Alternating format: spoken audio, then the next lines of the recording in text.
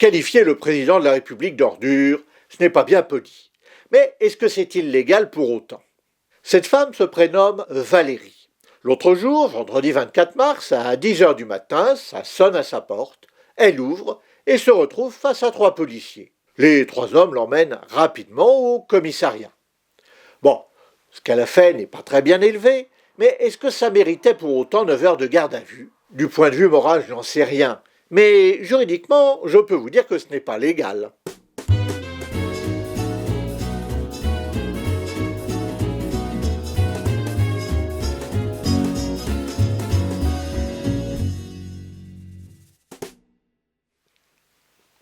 Oh pardon, des nouvelles importantes concernant la chaîne en fin de vidéo.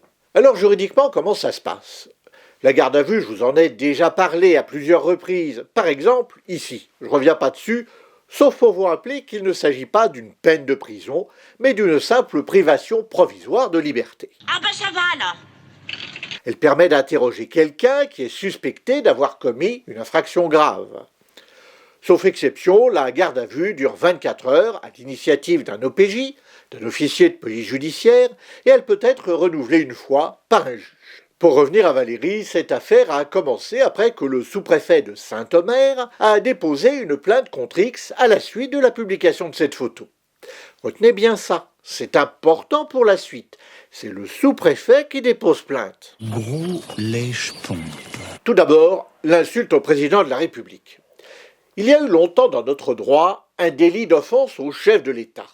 Il n'avait été utilisé qu'une demi-douzaine de fois au début de la Ve République, à l'époque de la présidence du général de Gaulle.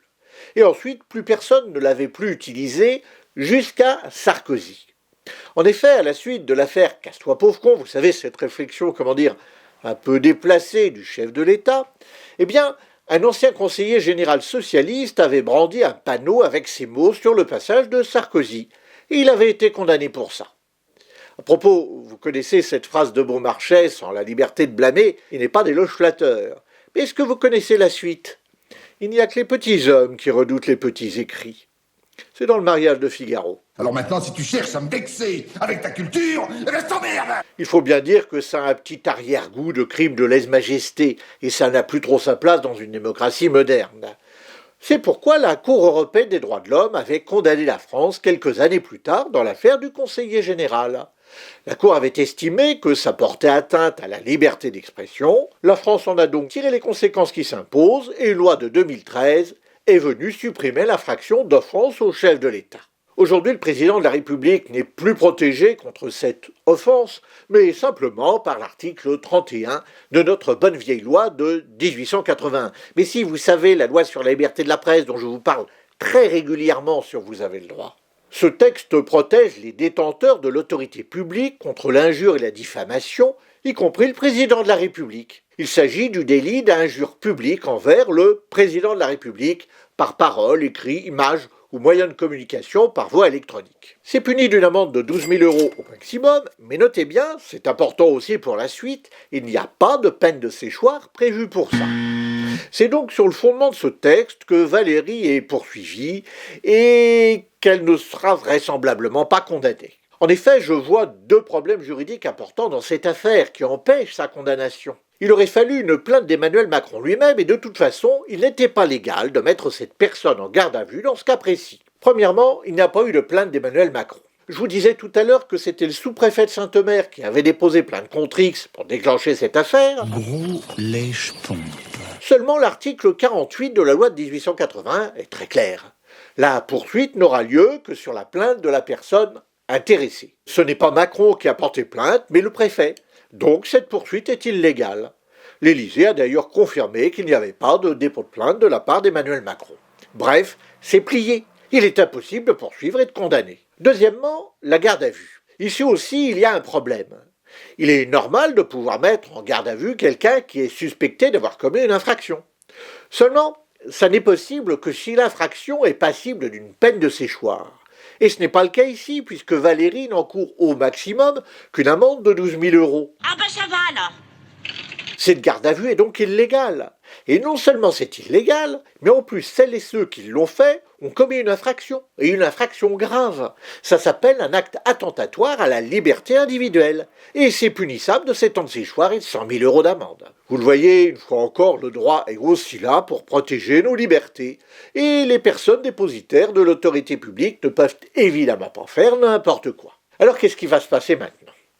Valérie sera présentée devant le tribunal correctionnel, puisque la procédure suit son cours, que le parquet ne peut plus l'interrompre. Mais elle ne sera pas condamnée. Il y a un petit gag après le générique, comme chaque semaine, et maintenant il faut que je vous parle des finances de la chaîne. En effet, le modèle économique de Vous avez le droit est simple, il repose largement sur vos dons.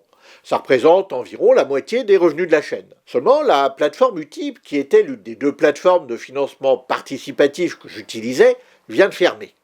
Donc, ça va priver Vous avez le droit d'une partie de ses revenus. Je crois vous l'avoir déjà dit, j'ai travaillé environ 1500 heures sur la chaîne depuis sa création, je m'amuse énormément, mais en revanche, je ne me paie pas pour le moment. Je préfère investir dans la production des vidéos, dans l'achat de matériel, dans les déplacements, etc., etc. J'ai d'ailleurs quelques beaux projets en prévision, mais la diminution des revenus risque de les remettre en cause.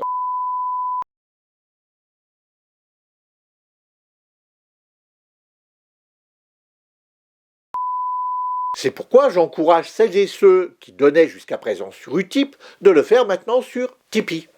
J'envisage également d'ouvrir un compte sur une autre plateforme de financement participatif, je vous dirai ça le moment venu. Merci à la générosité de mes donatrices et de mes donateurs, leur nom est au générique et ci-dessous en commentaire.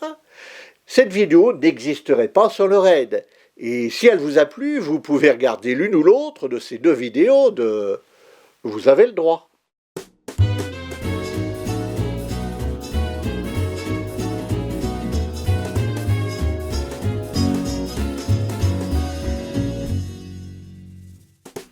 Tu n'as rien dit aujourd'hui ? J'ai pas envie de retourner au pôle Nord.